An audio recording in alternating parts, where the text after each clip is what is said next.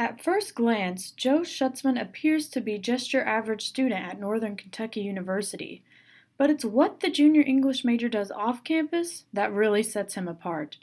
Working anywhere from 60 to 70 hours a week, you can find Schutzman at either the Crescent Springs or Gallatin County EMS and Fire Station. As a senior in high school, I started volunteering up here when I was 18, and I just started kind of learning how to do the job. They sent me to a recruit class and to EMT class, and so by the time I was about 19 and a half, I got hired part-time here at Crescent Springs, and then I also, about 9 months ago, got hired part-time at Gallatin County EMS.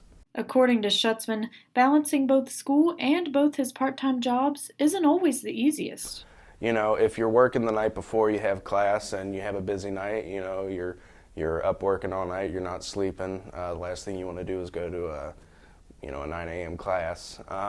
So my attendance isn't always the greatest, to be honest, but it's you just kind of get up and go.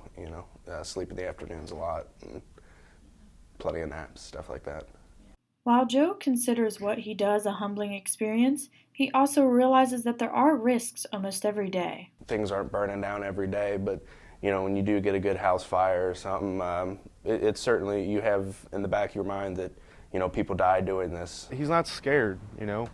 We all took this job, we all took the title, and we all understand the risks. Joey embraces that. He understands that this is a risk, and not everybody goes home. It's a pleasure to work with somebody like that because he is young, he does have the drive, and he loves what he does, and you can see that. So he's a great person to work with. When you have a bad call, you come back to the firehouse and everybody's there. It's the fire service is a family. These are your brothers and sisters, and after a bad call, you come back and you're sitting around the fire truck and you're talking about it and smoking a cigarette and just relax and kind of decompress. And so, you really have to rely on the other people you work with to kind of get you through the bad days. For now, Joe doesn't see himself quitting his career, but has instead been taking his real-life experiences and putting them into his creative writing. I actually wrote a short story about the first full arrest I had.